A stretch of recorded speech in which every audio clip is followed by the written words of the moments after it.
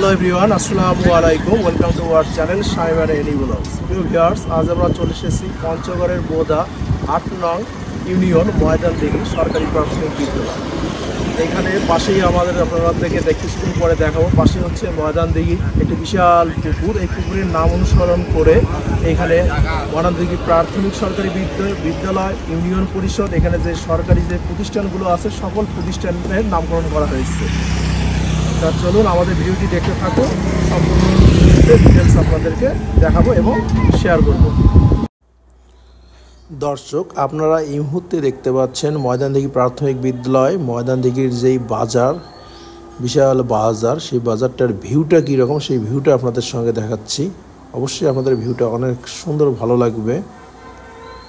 Hello everyone, আসসালামু আলাইকুম। আপনারা এই মুহূর্তে দেখতে পাচ্ছেন ময়দানদিঘি। এই দিঘির নাম অনুসারে এখানকার নামকরণ করা হয়েছে এই বাজারটি। ময়দানদিঘি বাজার, ময়দানদিঘি প্রাইমারি স্কুল, কলেজ, এই দিঘিটির নাম অনুসরণ করে নামকরণ করা হয়। এই দিঘিটি আপনাদেরকে দেখাচ্ছি। এই দিঘিটি দেখার জন্য আমরা সুদূর রংপুর থেকে এখানে আসছি।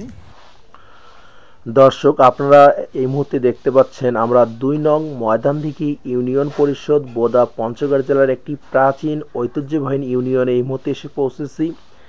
এই এলাকার প্রাচীন নাম ছিল ময়দানদিঘি বা মায়াদিঘি ছিল। এই নামের পিছনে রয়েছে একটি ঐতিহাসিক কাহিনী ও স্থানীয় কিংবদন্তিতে জানা যায় আজও এলাকার মুখে মুখে পরিচালিত। তো আসুন তাহলে ময়দানদিঘি সম্পর্কে আমরা একটু বিস্তারিত জেনে নেই। ময়দানদিঘি নামটি আসলে মায়াদিঘি শব্দ থেকে এসেছে বলে বিশ্বাস করা হয়। স্থানীয় কাহিনী অনুসারে মায়া নামের এক রাজকুমারী বা নারী এই অঞ্চলে একটি বিশাল দিঘি বা জলাশয় খনন করেছিলেন। দিঘিটি এত বিশাল ও গভীর ছিল যে এটি এলাকার পানি সংকট দূর করতে গুরুত্বপূর্ণ ভূমিকা পালন করেছিল।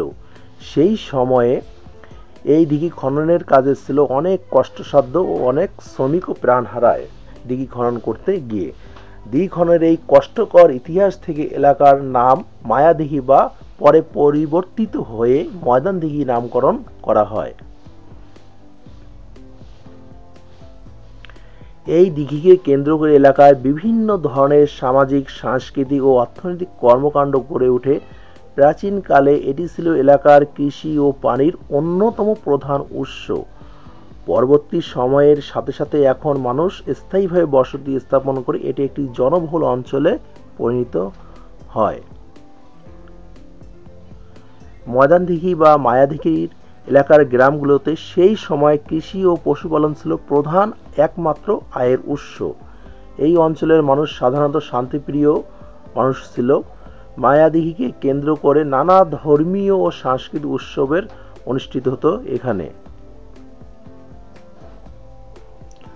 বর্তমানে ময়দানদিঘি ইউনিয়ন পরিষদের আধুনিকতার ছোঁয়ায় অনেক উন্নত হয়েছে। আপনারা এই মুহূর্তে দেখতে পাচ্ছেন এখানে শিক্ষা, স্বাস্থ্য, পরিবহন ব্যবস্থা অনেক উন্নত হয়েছে। এছাড়াও স্থানীয়